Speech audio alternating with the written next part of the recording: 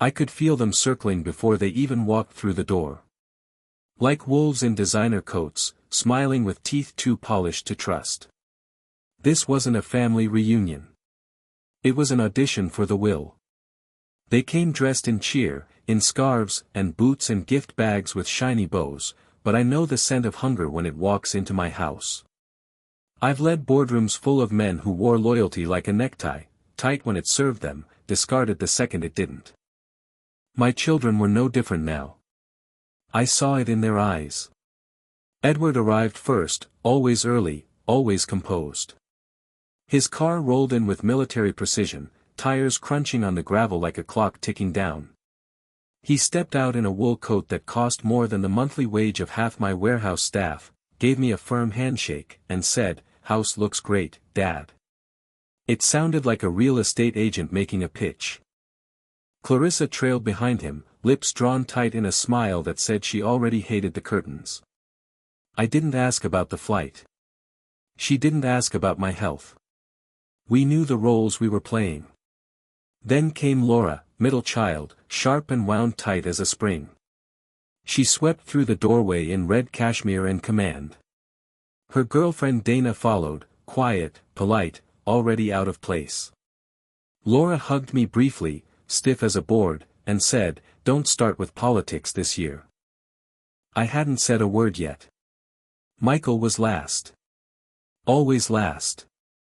Jacket half-zipped, hair windblown, 2 bottles of wine tucked under his arm like a peace offering from a man who never really left the battlefield. He hugged me too long. I could smell the cologne he couldn't afford. He whispered, "You look good, Dad." I didn't. But I appreciated the lie. We stood in the foyer while the snow tapped gently at the windows, as if winter itself was trying to listen in.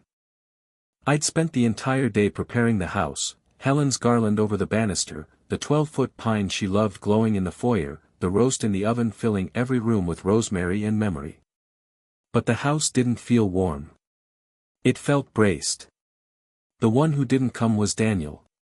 Not by choice. He called 2 days earlier. "The California branch is bleeding out," he'd said. "I can't leave them right now." His voice was calm, sure, tired. I told him I understood. I did. But it still cut deep. They say blood is thicker than water. But Daniel isn't my blood, just my son in every way that matters. I found him at 10, skin and bones on the steps of St. Catherine's. He didn't ask for food. He asked if I had work. I gave him both.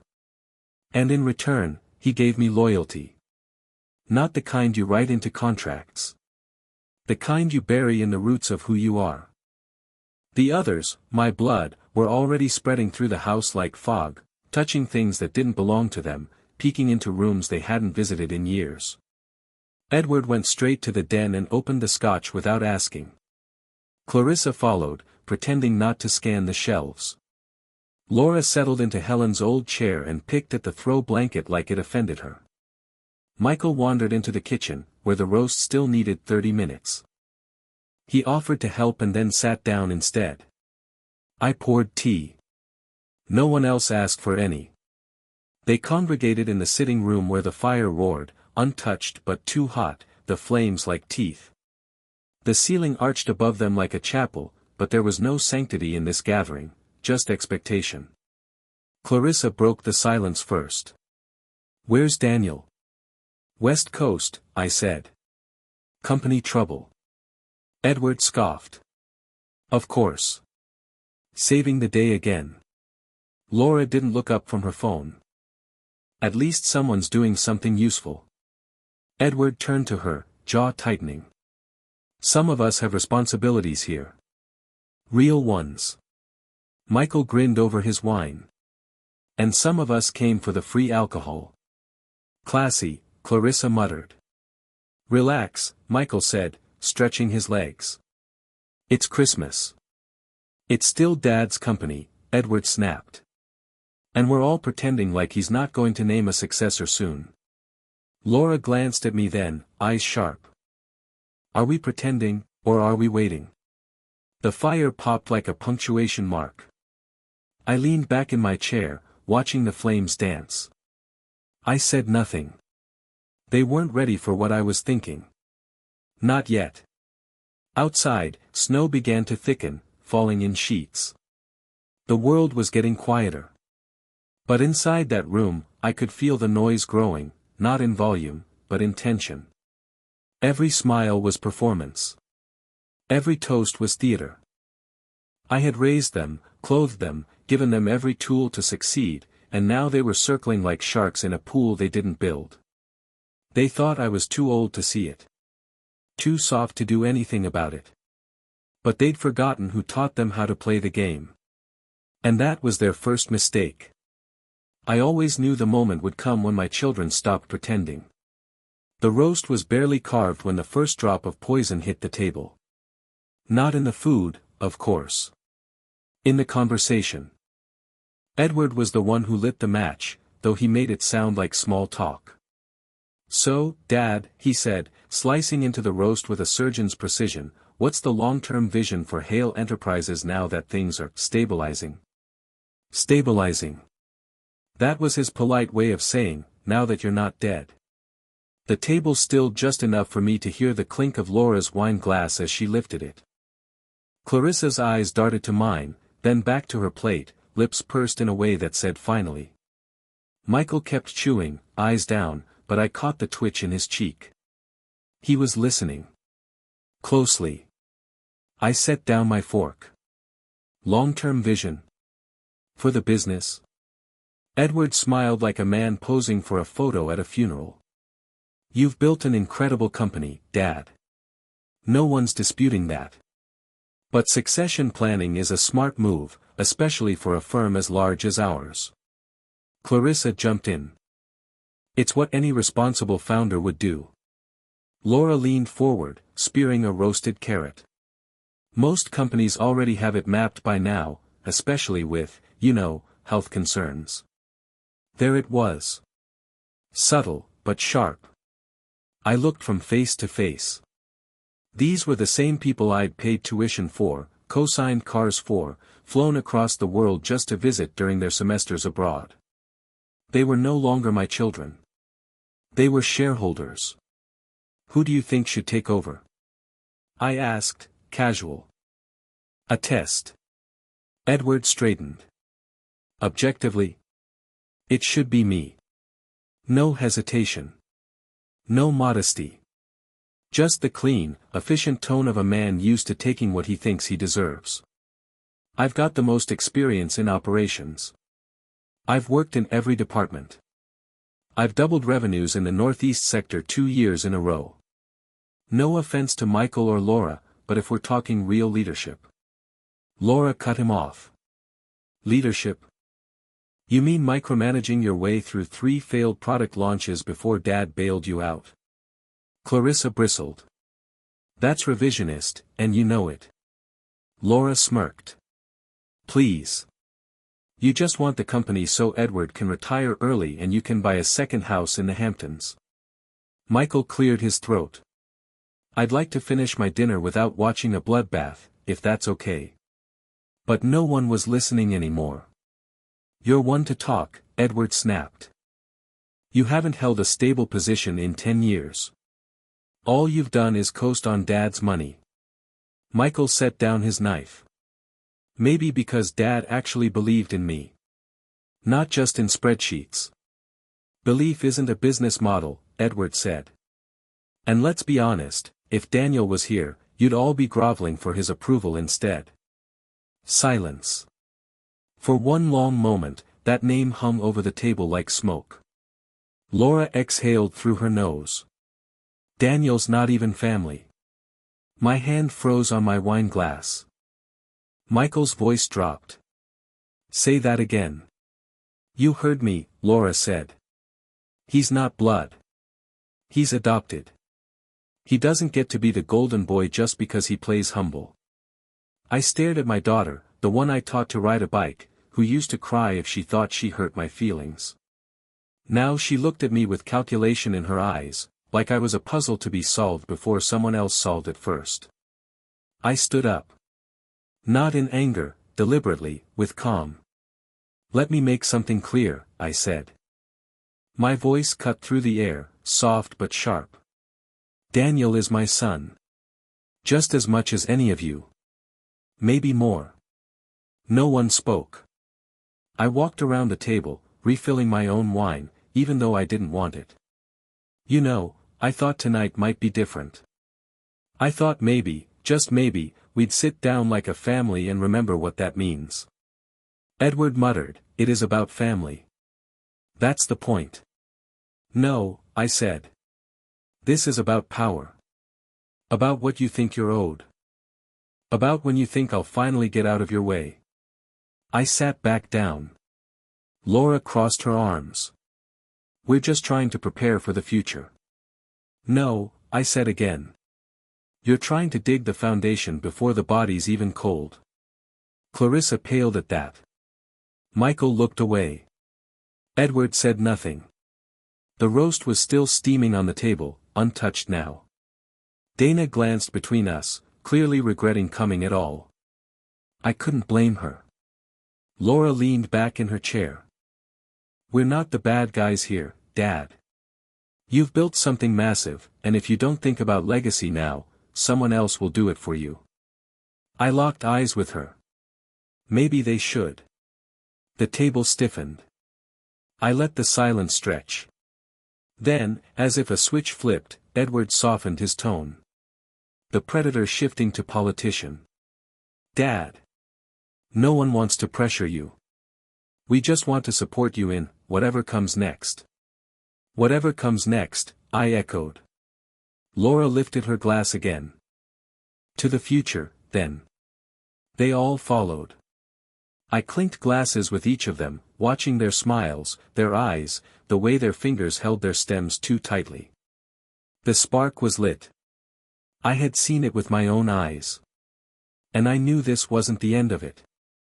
It was only the beginning. It started with a tremor in my left hand. Subtle, almost nothing at all. I was leaning against the mantel, swirling my wine, listening to Michael and Edward bicker in the other room. Laura was pacing, barefoot now, glass in hand, arguing with someone on the phone about a gallery she had invested in. I told myself it was just exhaustion. I'd barely slept the night before, and I'd spent the entire day cooking, cleaning, hosting, watching. That's the part no one warns you about, how much energy it takes to pretend you're not paying attention. The second tremor came with heat. A slow crawl up my chest. My skin felt tight. My heartbeat, irregular. Something in me lurched, and I gripped the edge of the fireplace to steady myself. No one noticed. Of course they didn't. They were too busy measuring each other's worth in imagined inheritance. Michael had just made a snide comment about Edward's corporate cult, and Laura had returned with some venom about his string of failed startups. It was like watching hyenas gnawing at the same carcass, unaware the lion was still breathing. I stepped back from the hearth, the world spinning slightly. The room felt too warm. The fire cracked too loud. My tongue felt thick in my mouth. Michael looked up. "You okay, Dad?" I tried to answer, but the words tangled. All I could do was nod. "I think the roast got to him," Edward said dryly, not even glancing up. I moved to the hallway, gripping the banister like a man twice my age. Every step toward my study felt like crossing a desert. My vision blurred at the edges. My legs weren't obeying. I made it as far as the rug before the pain hit. It was sudden, brutal. Like a fist had reached into my chest and started to squeeze. I gasped, one knee buckling. I collapsed hard, my shoulder slamming into the floor. My wine glass shattered next to me, the liquid blooming like blood across the white wool. That was when they heard it. The crash. The silence that followed was long enough to frighten me. Then footsteps. Fast. Frantic. Michael's voice, "Dad." Jesus, Dad. I was barely conscious, blinking at the ceiling, but I remember seeing them all appear above me like faces in a dream. Edward crouched beside me, checking my pulse with a cold efficiency that made my skin crawl. Laura knelt on the other side, already calling 911. Clarissa hovered near the door, pale and frozen. Michael grabbed a throw pillow and tried to prop up my head, his hands shaking. "You're okay," he said, over and over, but his voice cracked on the third repeat. I wanted to speak, to reassure them, or maybe to tell them what I'd overheard, what I knew. But my body was not mine to command. My chest burned. My arm was numb. Every breath was a knife. The paramedics arrived fast. Maybe 5 minutes, maybe 15. Time had turned to fog. They asked questions I couldn't answer, shone lights in my eyes, lifted me onto a stretcher. As they wheeled me out, I saw the fear on my children's faces, but it wasn't fear for me. Not really. It was fear for what would happen next. At the hospital, the lights were blinding. The questions, endless. I drifted in and out, sometimes alert, sometimes not. Machines beeped. Tubes went into my arms. A nurse asked me about medications. A doctor asked me about stress. Yes, I managed to say. Plenty of that. They kept me overnight. Tests, scans, blood work. The diagnosis wasn't a full heart attack, yet.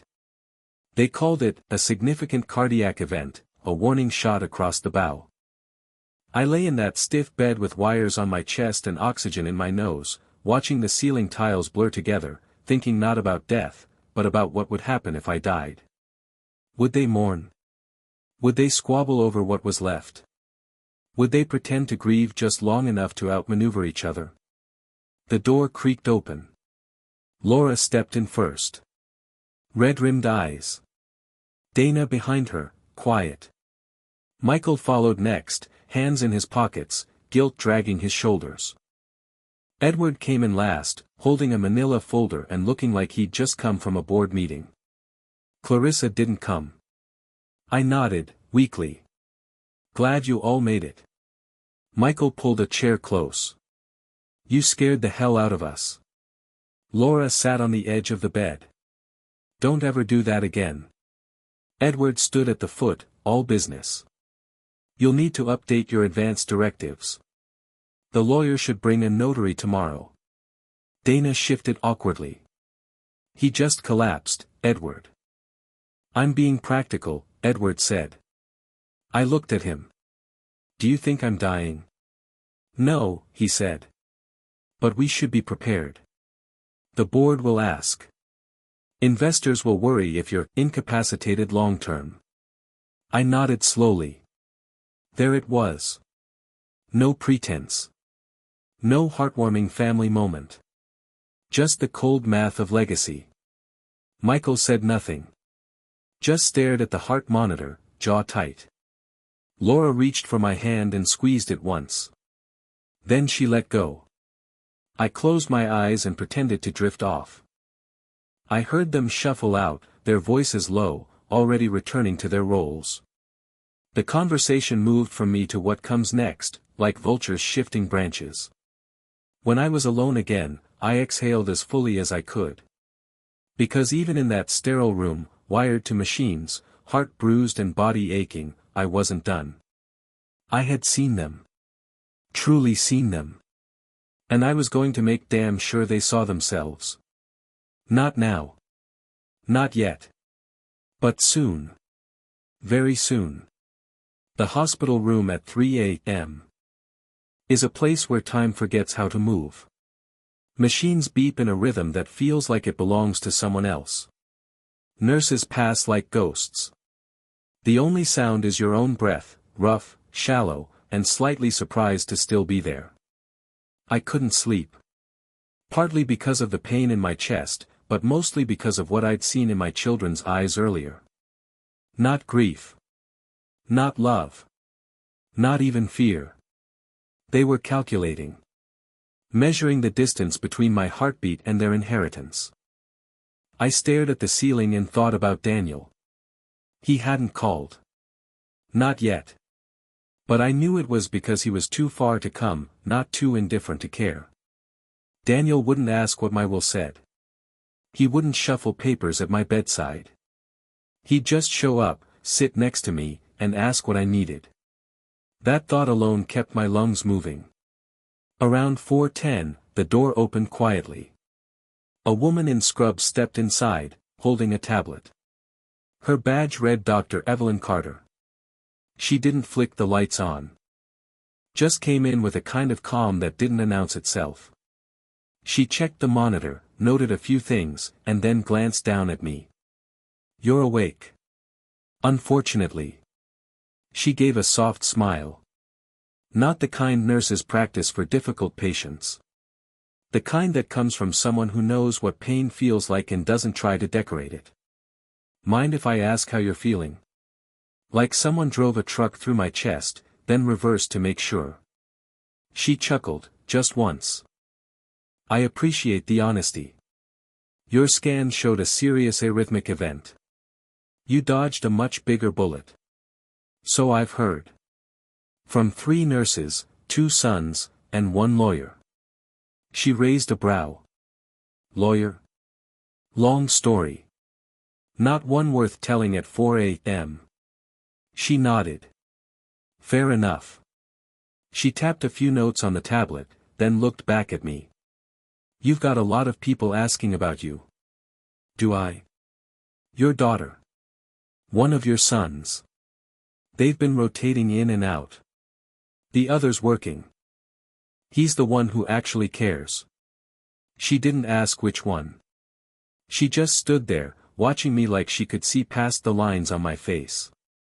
"I'm not just your attending," she said after a pause. "I'm also on call for psychological evaluations. The staff here likes to joke that I'm part cardiologist, part confessor." "Then let me confess," I said, shifting in the bed. "I'm not afraid of dying. I'm afraid of dying around vipers in suits who call themselves family." Her face didn't change. That's what told me she understood. She pulled a chair close and sat beside me, not the way doctors usually do, not perched on the edge with one eye on the hallway. She sat like she had time. "You're Richard Hale," she said softly. "I looked you up after I saw the name on the board. Hale Enterprises. You built that. From scratch.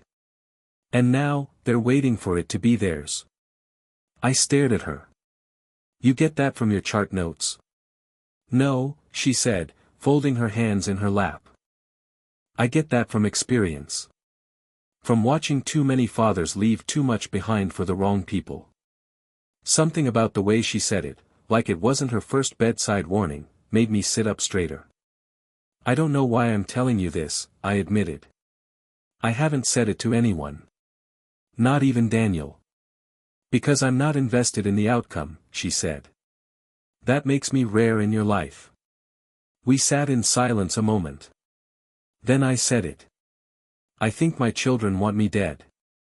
She didn't flinch. "All of them?" "Not Daniel. The others? I'm not sure they'd cry if I stopped breathing tonight. They'd just start arguing over the estate before the soil settled." Evelyn nodded. "You wouldn't be the first man I've seen whose family grieves the position more than the person." I let that sink in. "I spent my whole life building something I thought would protect them," I said. "Now it's the very thing they're using as a weapon." She leaned in slightly. "Then maybe it's time to stop letting them pretend." That line hit me square in the chest, harder than the arrhythmia. "Pretend what?" "That they're still worthy of your trust. That their love is unconditional. That they're entitled to anything you've built." I exhaled. "You think I should cut them off?" "No," she said. "I think you should see them. Really see them. And give them the chance to show who they are when they think the finish line's in sight." That's when something shifted in me. A quiet, coiled idea.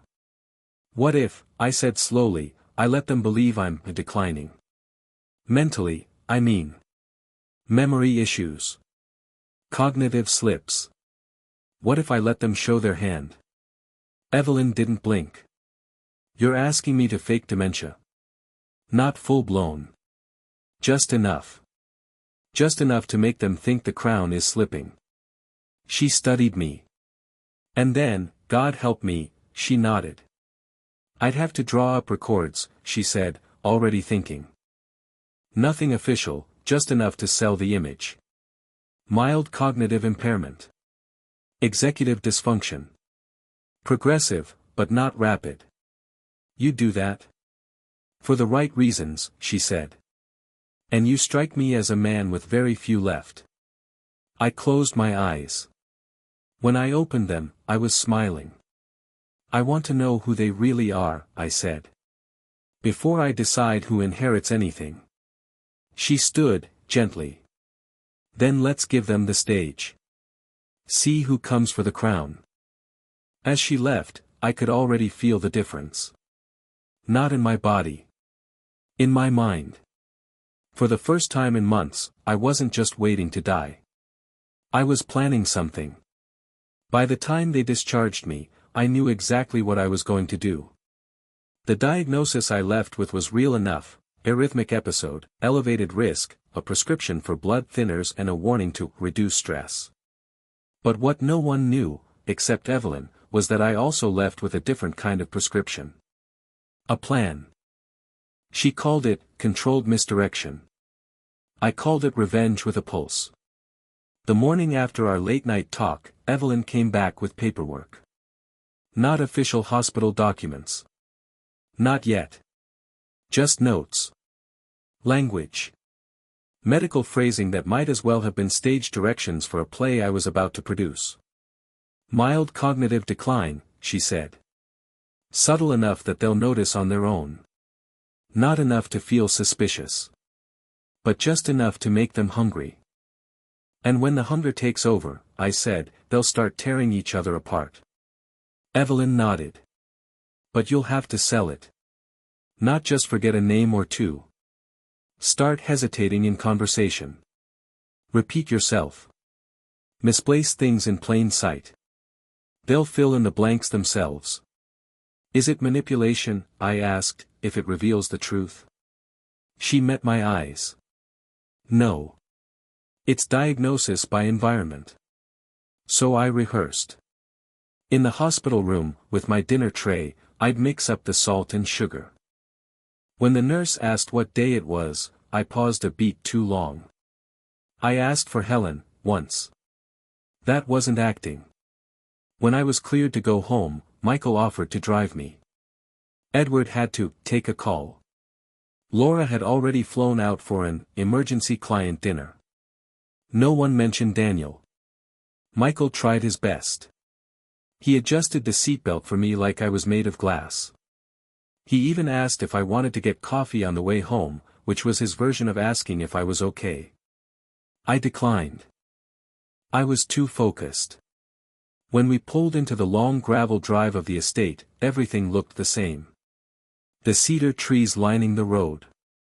The circular stone fountain I'd commissioned after our 20th anniversary. The frost still clinging to the windows like breath held too long. But inside, everything had changed. I walked into the foyer, paused deliberately, and looked around with squinted eyes. This always feel this big to you? Michael hesitated. What? I nodded toward the staircase. I swear we used to have carpet there. Did Clarissa redecorate again? He gave me a look, mild concern with a splash of curiosity. I could feel the seed planting. Good. Over the next few weeks, I leaned in. First, I forgot my phone in the freezer. Then I asked Laura if she still worked at the firm she'd left 3 years ago. During one dinner with Edward, I called his wife Monica, his ex, whom he hadn't spoken to in 6 years. Each slip was measured. Each hesitation, rehearsed. It didn't take long for word to spread. Like vultures alerted by the scent of rot, they began circling closer. Edward showed up 3 days in a row, just to check in. Michael offered to move into the guest house, in case of emergencies. Laura brought books on memory loss, reading passages aloud as if I couldn't process the words myself. None of them asked if I was okay. They asked what I planned to do with the company. With the estate. With the shares. And I gave them nothing. Only blank smiles and soft stutters. The only person I told the truth was Evelyn. She'd started visiting once a week under the guise of post-discharge checkups. But she never brought a stethoscope. Just her eyes, sharp as ever, and that calm that made her feel like a secret no one else could see. We sat in my study, the doors closed, as I reported their behavior like a general gathering intel. Edward, I told her, had begun writing up a proposed transition plan, which he conveniently left on my desk one night. Michael had suggested selling off one of our overseas properties to simplify things for Dad. Laura asked if I wanted help organizing my financial documents, then took photos of half the files before she left. Evelyn listened to every detail, nodding. "They're performing," she said. "They think the throne is emptying. That means we're close." I paused. "To what?" "To truth," she said. "To revealing what's real, when masks fall." There was something thrilling about it, I won't lie. I'd spent a lifetime building Hale enterprises through diplomacy, logic, control. But now, I was watching what came after the structure, watching the termites reveal themselves. But even as the plan advanced, a quiet doubt crept in. What if I was wrong? What if this deception broke whatever thin threads still connected us? What if Daniel saw me and thought I had lost something more than memory, integrity, perhaps? But then I'd think back to that dinner. To their eyes, their voices, their obsession with my ending. And I knew, I wasn't breaking the family. I was exposing what had already broken. Evelyn reminded me to be patient. That ego and greed are slow-burning fuels, they take time to ignite, but once they catch, there's no stopping the blaze. And so, I waited. I let the estate grow quiet. I let the children schedule their routine visits. I let the staff pass on stories about misplaced bills, forgotten appointments, notes left in odd places. I let them believe it was happening. Because when the moment came, when the truth finally surfaced, I wanted no doubts in the room about who had buried the knife. And who had been holding the handle all along. It didn't take long for them to adapt. Once the scent of vulnerability entered the air, my children responded the way they always had to opportunity, with calculated charm and hidden knives. I let them back into the house. At first, it was under the guise of helping. Edward offered to streamline the estate's accounts. Laura insisted on organizing the household staff schedule, though she hadn't managed anything outside her Instagram since her firm quietly cut her loose.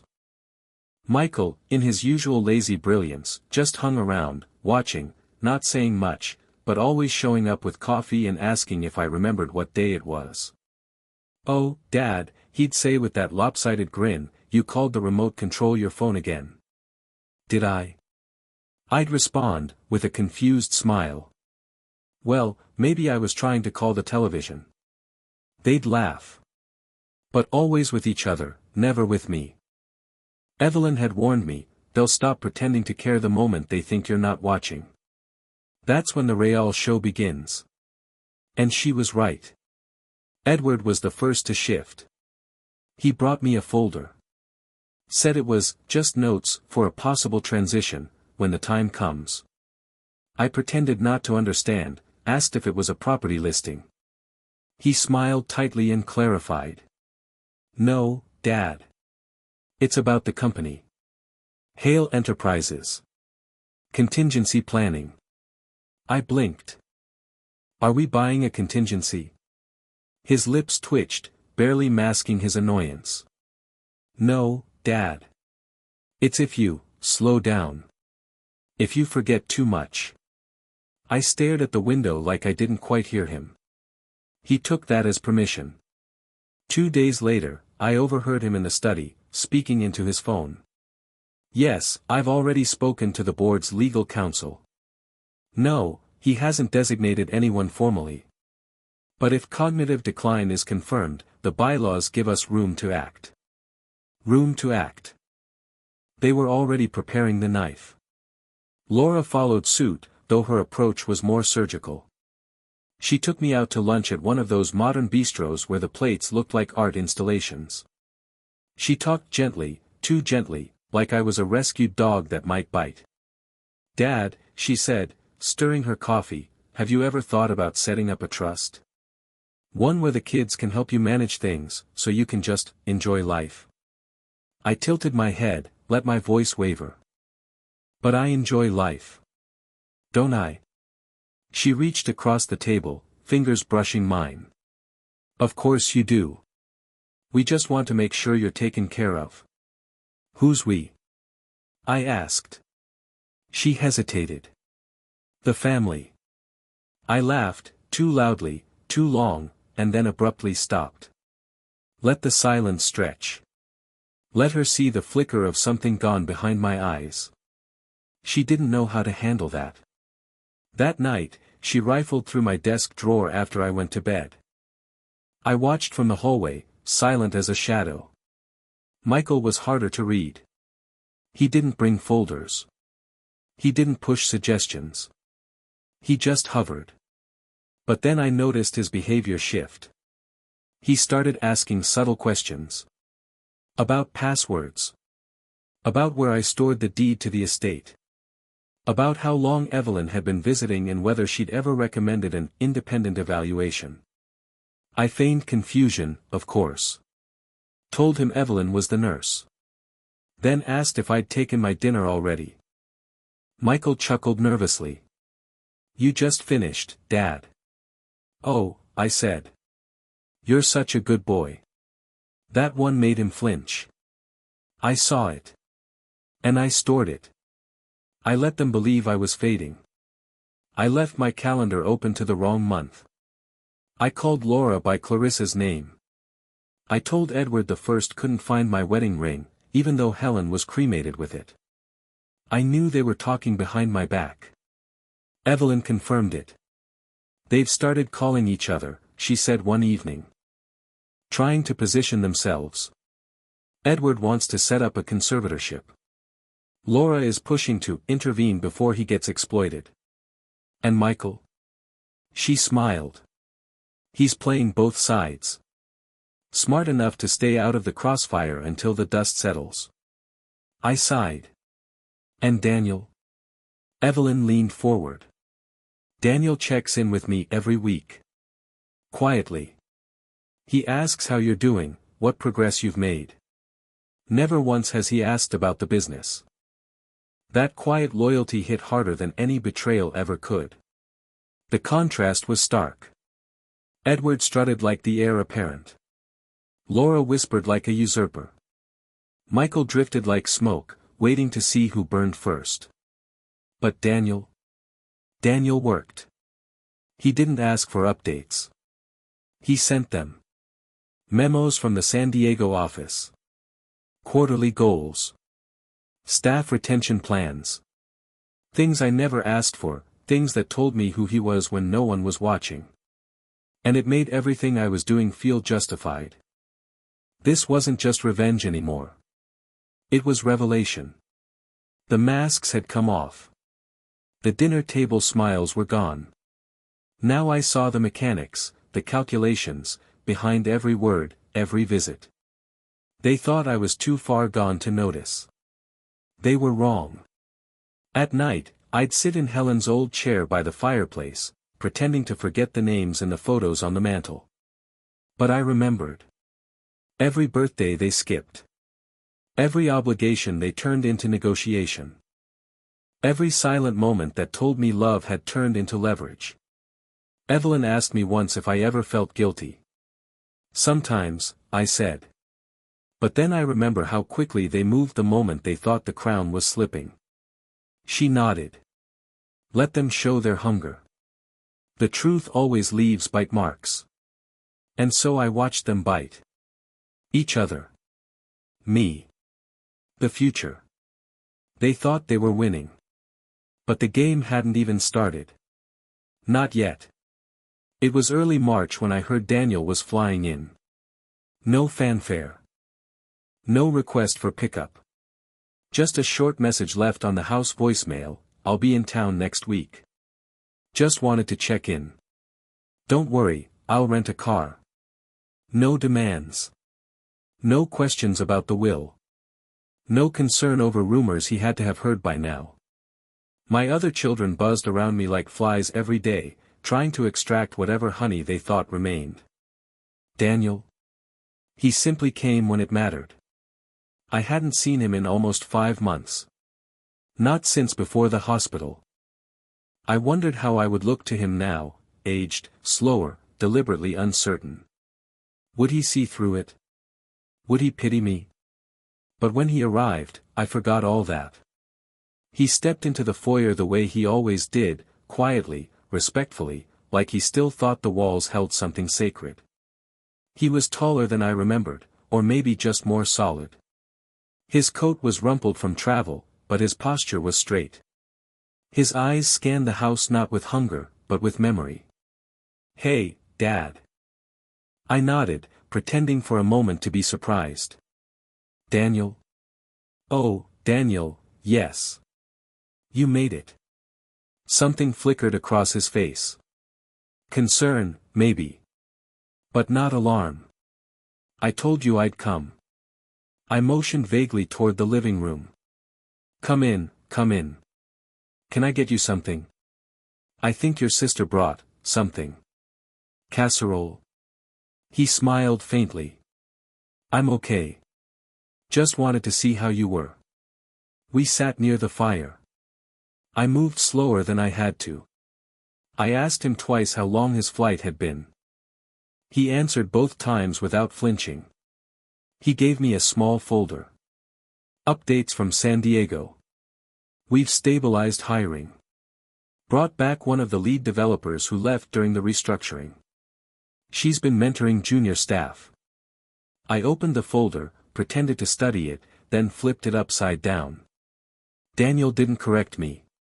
Instead, he reached over and turned it right side up, then said, softly, "We're ahead of Q1 projections. I'll email you the spreadsheets if that's easier." I looked at him then, the only one who still talked to me like I could understand numbers. The only one who didn't treat me like a living tombstone. "How's everything else?" I asked. "You dating anyone?" He shook his head. "No time for that. Still reading those dusty books? Only the good ones." I smiled. "Your mother would have liked that." He nodded. "I think she did." We sat in silence for a moment. Not uncomfortable. Not forced. Just real. Then he said something that nearly broke me. "I don't care about the company, Dad. You know that, right?" I turned to him, blinking. "You don't?" "I mean, I care about it. I want it to succeed. But I don't need it for me. I'm not here for anything but you." Those words. I'd waited so long to hear something like that. And when it came, it didn't feel triumphant, it felt heavy. Like guilt. "Why?" I asked. "Why not stake a claim like the others?" He shrugged. "Because I didn't earn it the way you did. And I think people who chase inheritance usually destroy it." I laughed, an ugly, tired sound. "You might be the only one who gets that." He didn't press. He didn't pry. He just asked if I needed anything around the house. He fixed a loose hinge on the front door without being asked. He took the dog, my late wife's poodle, now nearly blind, for a walk in the snow. He made tea the way Helen used to, strong, 1 sugar, no milk. While Edward sent emails to lawyers. While Laura whispered to realtors about liquidating dead assets. While Michael tried to charm Evelyn into coordinating Dad's evaluations. Daniel just helped. And then, one morning, while I was pretending to fumble with a newspaper crossword I'd already solved, he said something I didn't expect. "Dad, I know." I looked up, startled. Know what? That you're not slipping. My breath caught. He wasn't accusing. He wasn't angry. He was kind.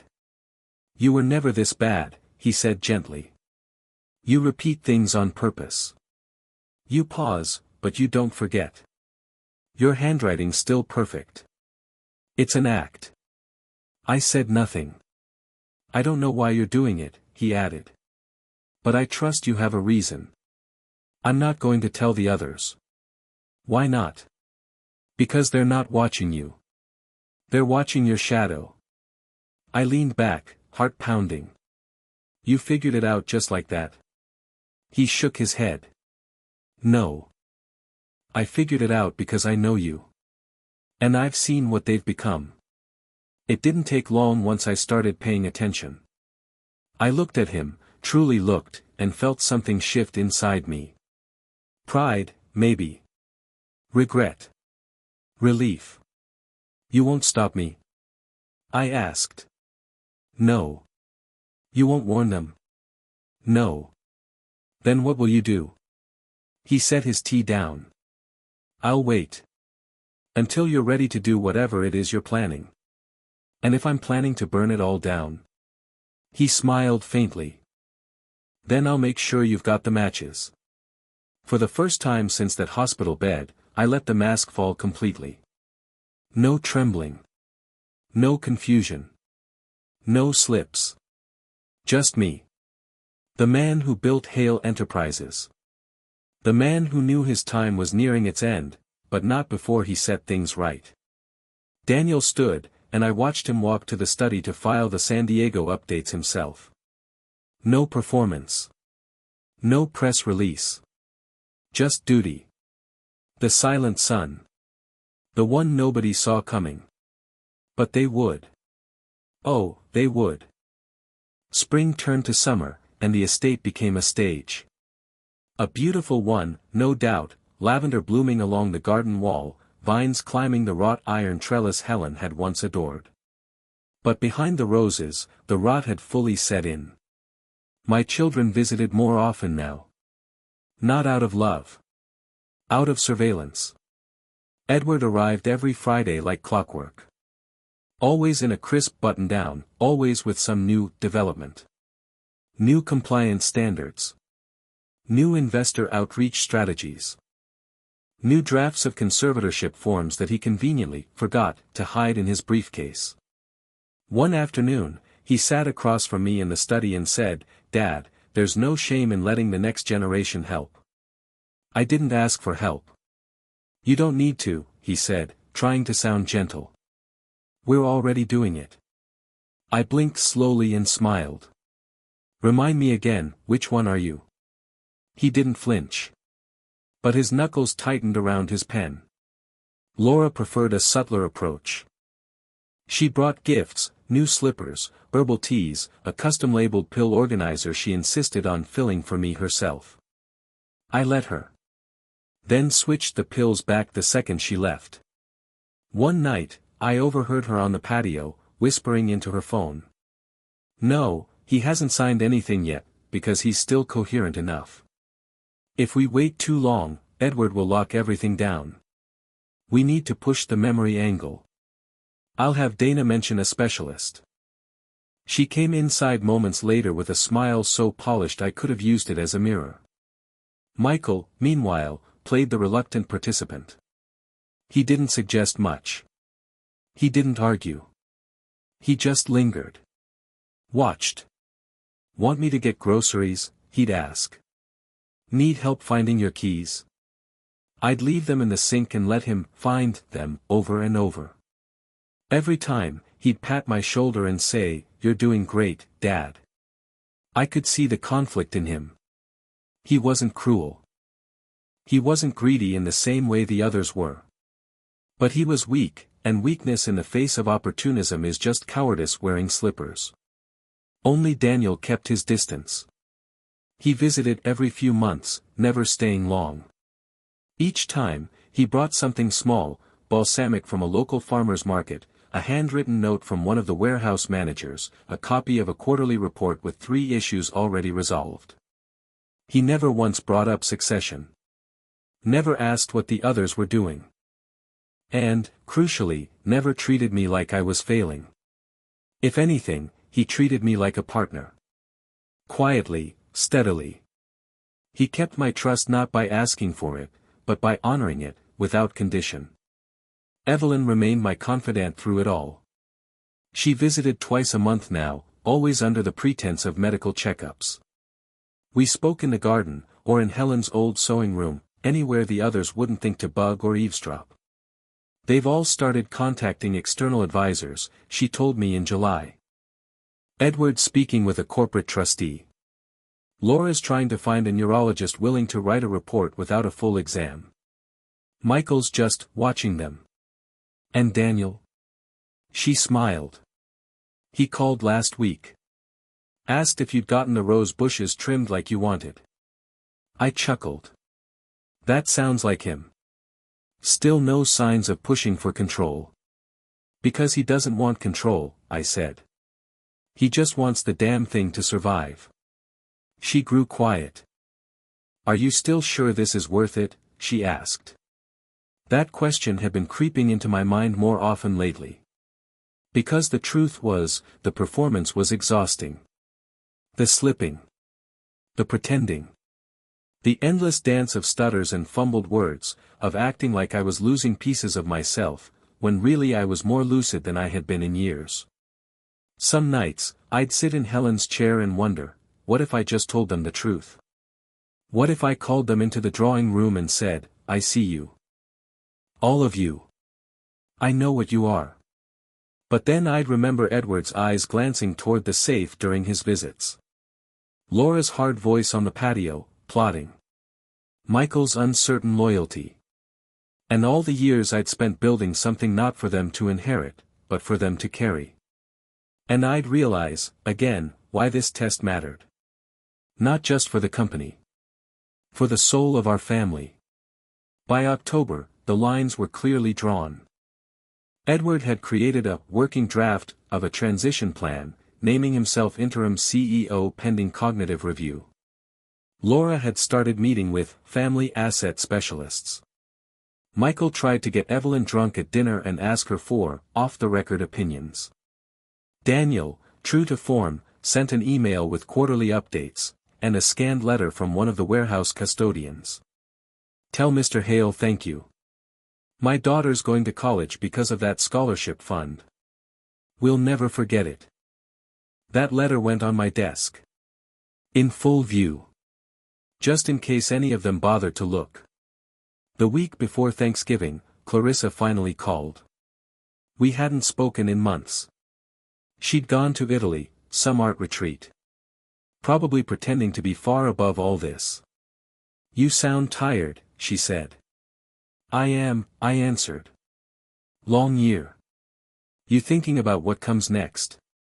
I hesitated, just enough to sell the lie. Yes. You should rest, Richard. Let the business rest with you. Let them figure it out. I smiled. You mean let them fight over it? She didn't deny it. You always said it had to survive you, she said. Maybe it shouldn't. I hung up shortly after that. Because even the ghosts in my life had stopped pretending to care. I walked the house that night. From the cellar to the attic. Every room still whispered Helen's presence, her books, her color choices, her framed embroidery that read, Love works. Love builds. I touched the frame gently and said aloud, then let's see who built anything at all. One more month. One final gathering. Then the masks would come off, and the truth would take center stage. The snow fell heavier than usual that year. By mid-December, the estate looked like something out of a postcard. Ivy-coated stone walls draped in frost. The fountain frozen in mid-spill. The evergreens lining the driveway heavy with white, like time itself had slowed in reverence. I made sure the decorations were exactly the same as the year before. The same red velvet ribbons on the staircase. The same wreath Helen had made our last Christmas together, hanging slightly crooked above the mantel. Even the smell in the house, pine, citrus, a hint of cinnamon, was carefully curated. It had to feel familiar. Repetition breeds confidence. And confidence makes people careless. They all arrived on the 22nd. Edward came first, briefcase in hand, tension visible in the tightness of his jaw. Clarissa followed, dressed like she'd stepped out of a lifestyle catalog. Laura swept in next, cheeks flushed from the cold and already on the phone, barely muttering a greeting. Michael trailed behind her, dragging his suitcase like it weighed more than his spine. Daniel didn't arrive until the 23rd. He drove himself. No luggage, just a canvas bag and a wrapped gift that looked handmade. He nodded to the others, polite but distant. Laura barely acknowledged him. Edward offered a quick, "Hey." Michael managed a nod. I watched it all from the sitting room window, the same way I'd watched that storm roll in the night Helen died. Predictable. Beautiful. Dangerous. That night, we had dinner in the grand dining room. 12 seats for 6 people. Helen's chair, as always, remained untouched. I feigned a small stumble as I sat. Daniel instinctively reached out, but I waved him off. Edward cleared his throat. "Dad, I wanted to go over some things after dessert. Company projections. Tax stuff." "Of course," I said. "Just remind me what a tax is again." Laura giggled. "You're incorrigible, Dad." Michael raised his glass. "To health," he said. "And to a future we can all feel proud of." Daniel said nothing.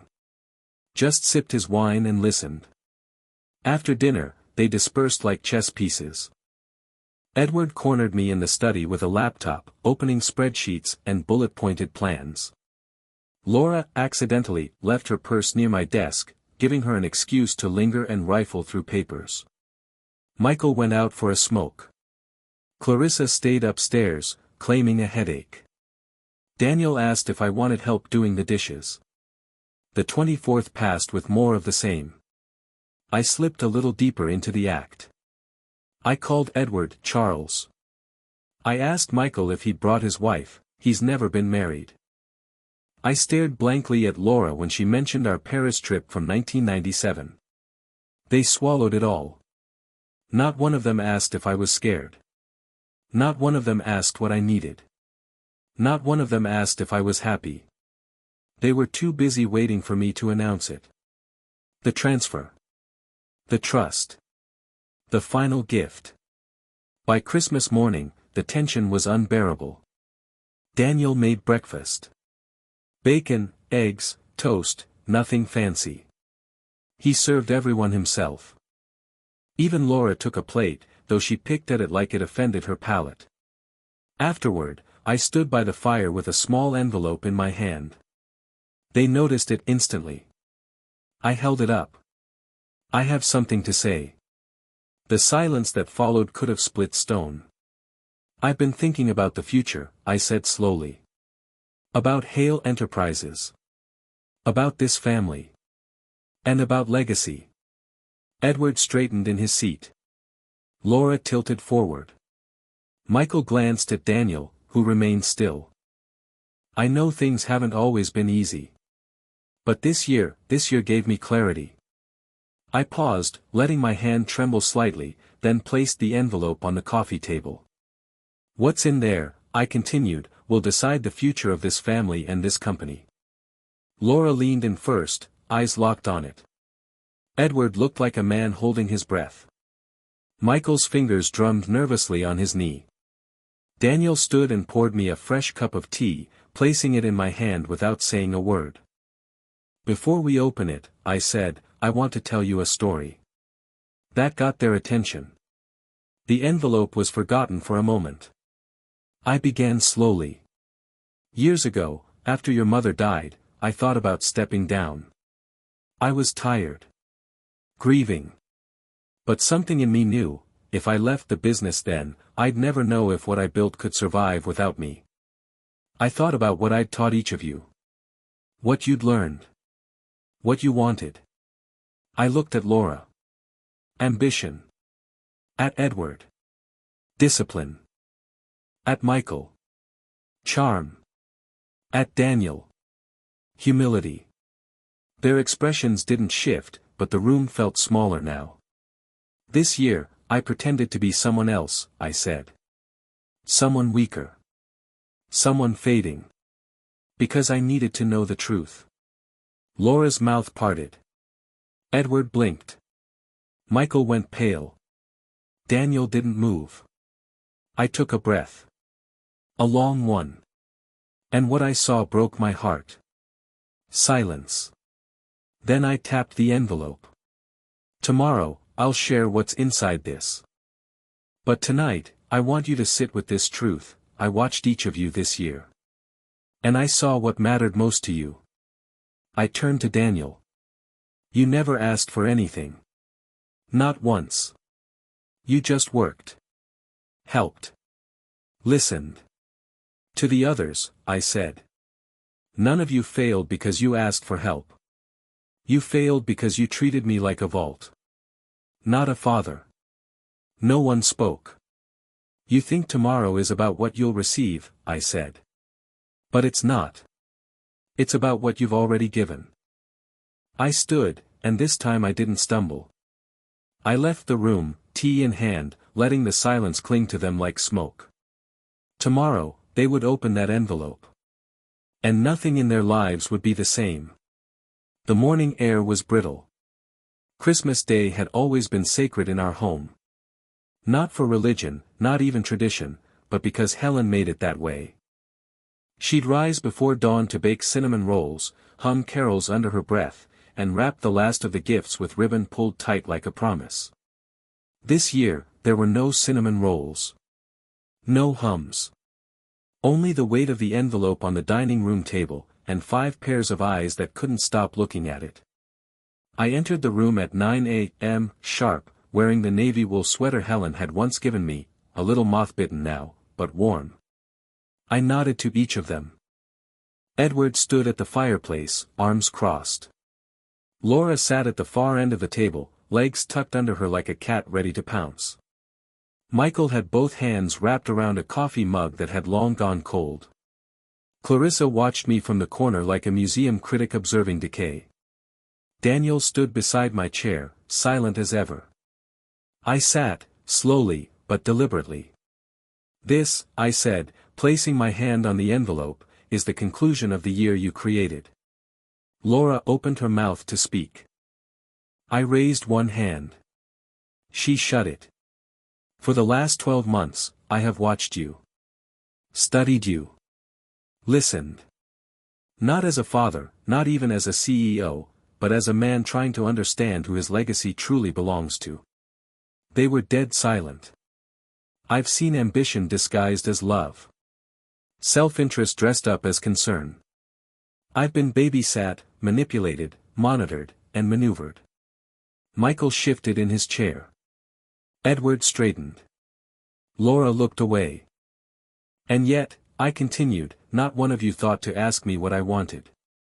Not one of you asked how I felt, only what I remembered. You didn't mourn who I might become. You just planned for what you might receive. I slid the envelope across the table. Inside was a single sheet of paper. No ceremony. No legalese. Just names. I faked my decline, I said. Gasps. A sharp inhale from Laura. Edward's eyes widened. Michael's mouth opened, closed, then opened again. Daniel blinked once. Otherwise, unchanged. Yes, I said calmly. Every stumble. Every forgotten name. Every repeated story. Manufactured. Staged. I wanted to know who you were when you thought I couldn't see. Laura's voice cracked first. Dad, you can't be serious. I am, I said, cutting her off. And now, so are the consequences. Edward stepped forward. You manipulated us. No, I said. I revealed you. The air in the room shifted. Clarissa didn't say a word. Just stood in the corner, arms folded, like she'd always been waiting for this moment. I built Hale Enterprises from nothing, I said. I worked 3 jobs while you were all still in school. I missed birthdays and anniversaries building something I thought could outlast me. But legacy isn't about money. It's about character. I pointed at Edward. You assumed leadership was your right. You drafted transition plans before I even left the hospital. To Laura. You tried to push me into a trust while consulting realtors about how to liquidate the estate. To Michael. You did nothing. And in doing nothing, you enabled everything. They sat there, stunned, speechless. And then I turned to Daniel. Daniel didn't ask for a seat at the table. He didn't jockey for position. He didn't whisper or scheme. He worked. Quietly. Constantly. When the rest of you were fighting for pieces of the crown, he was out there holding the walls up. I reached for the envelope, removed the paper, and read aloud. Effective immediately, Daniel Hale will assume controlling interest in Hale Enterprises. He will retain full decision-making authority. The remainder of the estate, liquid and fixed assets, will be placed in a family trust, at his discretion. Silence. I set the paper down. Edward's face flushed crimson. You're giving it to him. He's not even your blood. No, I said. He's my son. Laura's voice shook. This isn't fair. We worked for. No, I said again. You schemed. You waited. You circled like vultures. Daniel built. And that's what matters. Michael finally spoke. So that's it. We're out. I looked at Daniel. He took a breath. Then spoke, quietly. I don't want the family to fall apart, he said. We need all hands if we're going to weather what's coming. But we need to earn our place, not inherit it. He turned to Edward, Laura, and Michael. If you're willing, I want you to stay on, as staff. No titles. No guaranteed salaries. Just work. Prove to me, and to him, that you belong. I could barely hold back the emotion that rose in my throat. Because he could have cut them off entirely. But he didn't. He chose mercy. Not out of weakness, but strength. Edward looked like he'd swallowed glass. Laura blinked back tears. Michael gave a quiet nod, the first honest one I'd seen from him in years. I leaned back in my chair. Everything I've built, I said, was never about profit. It was about meaning.